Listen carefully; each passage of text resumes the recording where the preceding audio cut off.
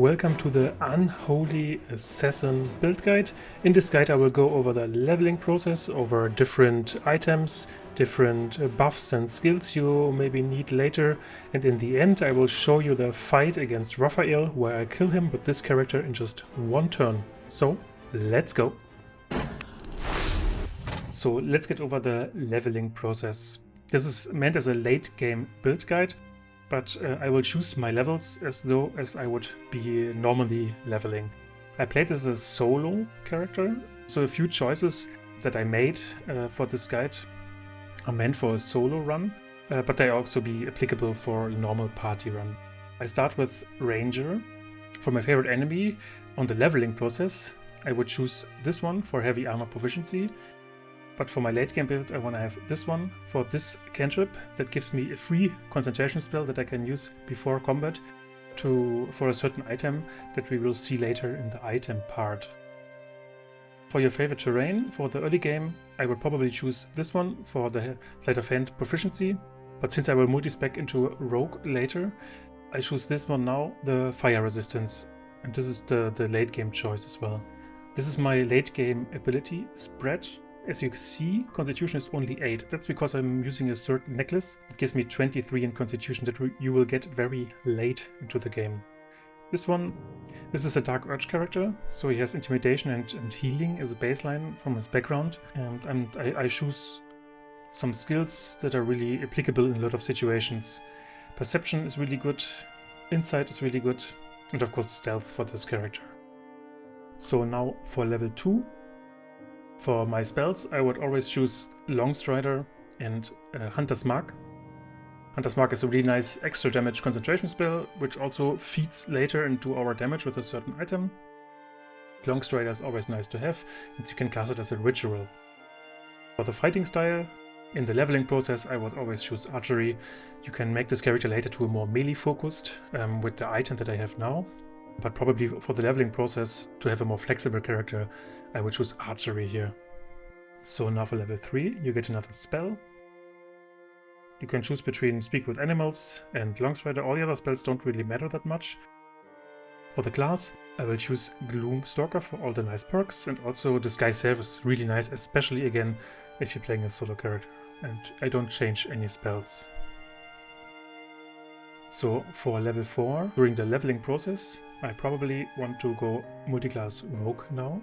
For your new skills, you want to have Sleight of Hand again as an expertise and also Stealth expertise. There's not much to choose at this level. You get all the nice bonus actions as a Rogue.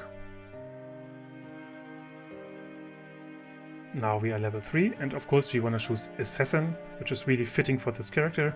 And it gets really crazy strong later because of the automatic crits that you can do when you are in the surprise round. Now you will probably want to go back to Ranger. You can change a spell if you want, but I don't need anything new. For your talent, personally like to have Sharpshooter at this point to get even more extra damage. Because you are starting your turns with advantage all the time, it's really easy to hit your shots, and 10 extra damage is much more that you get than one more ability point. Now we are level 8, and definitely you want to have level 5 Ranger for the extra attack. You also get another spell, and this is really free. I will probably choose Speak with Animals just to have it and to not use potions anymore. So now you probably want to get Rogue 4 for the extra talent and get your final ability score and put agility to 19.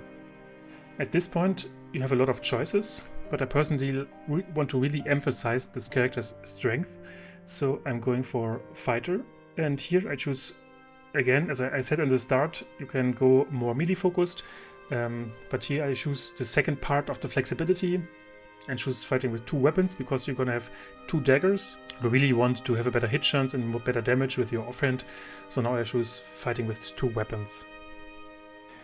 Now to get your first turn even stronger, you get Fighter level 2 to get the additional action at the beginning, or like every short rest you can use at the beginning of the turn.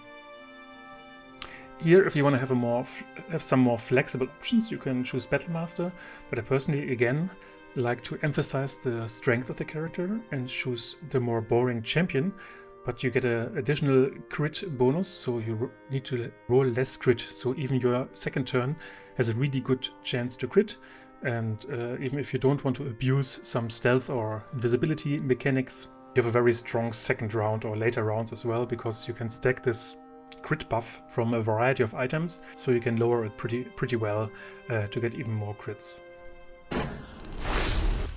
For my items, I'm using this helm, Saravok's Haunted Helm, which you obviously get from killing Slavov. This one gives an additional reduction of 1 die for your critical hits, in addition to your champion fighter ability. You also can't be frightened, and it's medium armor, so you can use it as a ranger without any punishment. This is really nice for this character and also really lore fitting, because you are basically the champion of Baal. This is a Dark Urge cloak, which you get during the storyline of the Dark Urge. At this point of the game, it probably doesn't matter, because you can kill everything really quickly. On the leveling process, especially if you play solo, you will really like this cloak, because it's pretty much overpowered in terms of the stealth and invisibility mechanics of the game, because you can just reset fights with this. For my chest armor, I'm using this Ballast armor, which you can buy from a vendor when you are in Savarok's room, before you kill him, obviously. You can buy this as a Dark Urge, but also if you decide to become an Unholy Assassin as another character as well. This one is extremely strong and even a little bit buggy at this point, but why not use it when it's overpowered? This Aura of Murder gives every enemy vulnerability to piercing damage, which is basically all your weapon damage from your range attack or your melee attacks. It says they get vulnerable if they are not resistant or immune, but I tested it on pretty much every enemy, and they are just getting vulnerable even if they are resistant beforehand. And you also get another +2 for your initiative rolls, so you get a really strong first round of combat. These gloves, I think, are from the House of Hope, Raphael's hideout. These ones give your weapons attack additional d6 of fire damage, which can also crit, which is really nice with your assassin subclass features, which makes you basically crit on every attack during your surprise round. These boots you get from killing Nier. I think you can also steal it from Nier's pocket in the Grimforge. They are probably not really necessary, but I personally really like to have another Misty Step and to have a resistance or immunity to a lot of crowd control effects that can slow your characters. This amulet again is from the House of Hope. You can steal from Raphael's archives. It increases your constitution to 23. That's the reason I have only 8 in constitution in character creation. It also gives you advantage on constitution rolls, which is really nice to keep your concentration on the variety of spells that you use. Which comes to my next item. For your first ring, you probably want to use one ring that gives you an additional weapon die or damage die on your attacks. And this one is 1d4 psychic damage from concentrating on a spell. You can use a variety of different utility rings as well if you want to have invisibility or something, but I want to optimize this character for damage, so I choose this. You can trigger this with either True Strike or Hunter's Mark, depending on how you approach the fight. In second ring, I choose another one that does additional damage. This one does acid damage. If you want to have a little bit more survivability, there's a few other rings you can use, but this is like optimized for damage. For my weapons, I have both of Oren's weapons. This one I put in my offhand, and the Bloodthirst. This is the weapon where the Netherstone was in, because of the armor class it gives. We don't wear any heavy armor or use any spells that give us pretty much anything defensive, and we probably don't need it, but just in case, this is a nice offhand.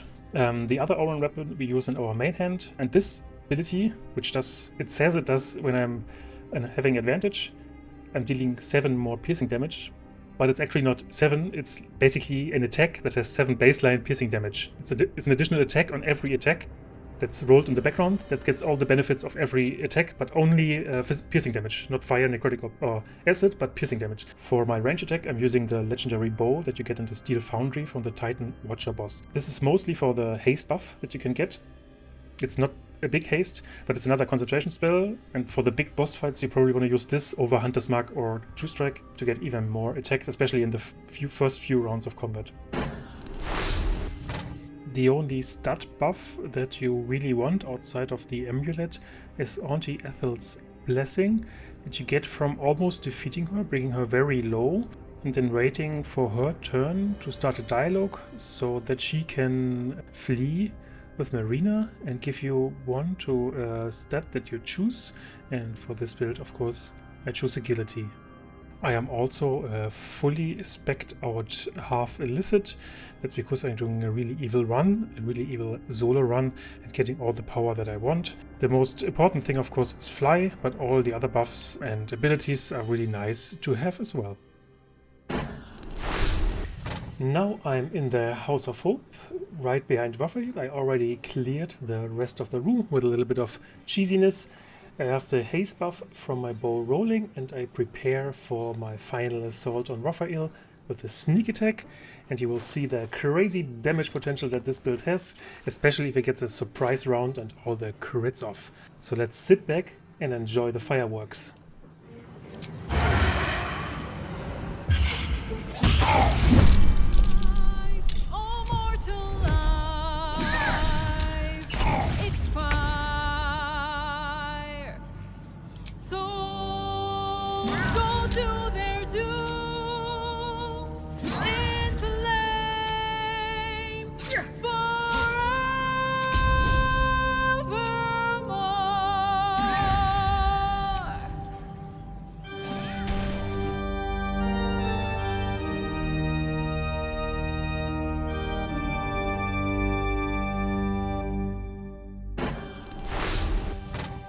Of course, this character is also really fun outside of the big bad boss fights, so enjoy building your own version of this character, enjoy finding some more broken items or broken interactions, and if you want to see more cinematic or very crazy character builds, let me know in the comments if you have specific wishes.